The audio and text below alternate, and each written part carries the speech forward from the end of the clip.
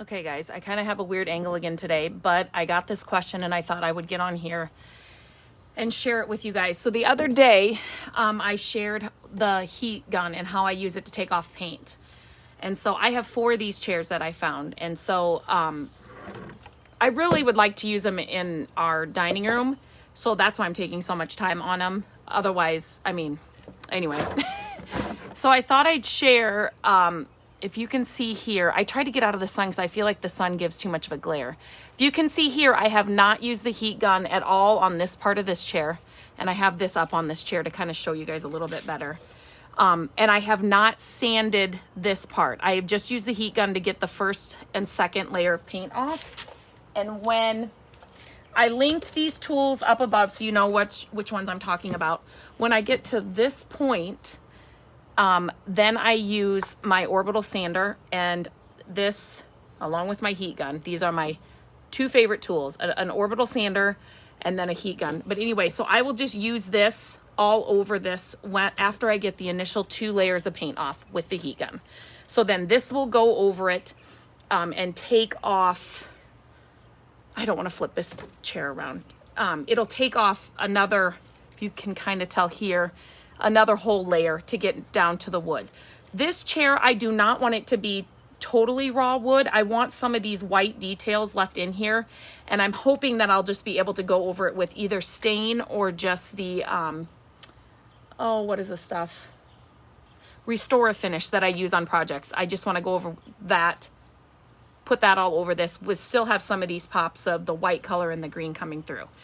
But I thought I'd share this tool, and I linked one up above. This is a Dremel. You do not have to get this brand. I think we got this from my dad because he was never using it. So there's a rotary toolkit that I linked above that's actually, it's on sale right now, and then I think you can use there's like a coupon that you can clip, so it's even cheaper, but it comes with all the stuff that you need for this. And then so there are these, let me figure out how to do it, these tips that come on this. Now this is kind of loud, so I'm not going to do it for a long period of time, but somebody asked how you get in these, grooves around these legs. I just am very thankful that only the front 2 legs are curvy like this. The other ones are straight, so I can just use my orbital sander on those straight things to get the rest of the paint off and get down to the wood. But with legs like this on a table or chairs that are kind of curvy, and if you wanted to get more, it's hard to get your orbital sander in here or even over here. It's hard to get it in there. So get one of these and it just gets in. Okay, this is going to be loud. Turn down your volume maybe a little bit. It's not really, but it's kind of annoying. Anyway, so then I just use this and I just go right in here. And can you see it taking off that paint? And then I'll rub it over this edge, and like in smaller areas like this, I don't even know if you guys can hear me over that, where I can't get my orbital sander. And here, I'll mess up can you guys see how it's taking off that? But if you go too long with this, I'll just mess it up right here. You will put divots in the wood. Did I do it there? But it takes off, this I can do with my orbital sander, but I just wanted to kind of give you guys, it just takes off that paint, or it can get in the areas where your sander cannot get in.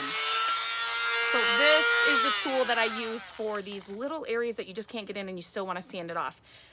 Again, I am not a fan of refinishing furniture and, putting stripper on pieces that I want to, trying to get all these tools here so I can show you, is my last resort. And if I have to use stripper on a piece, I may not even get it because it's so much work. So that's why I shared the other day this heat gun. This heat gun is working fine to take the first 2 layers of paint off. Then I use an orbital sander to get the rest off on the areas that I can. But in these areas on these front 2 legs of these chairs, I can't get that sander. And it's kind of this brand, Matt really likes this brand. The other sander we had before this, I liked a little better because it wasn't so strong and powerful, and it was a little easier to control for me. But but the orbital sanders are just hard to get in some of these smaller areas that are really curved, and especially if you've got a powerful one like this, it just kind of takes off more than you really want. So these little rotary tools are perfect for that. Again, you do not have to get the Dremel brand.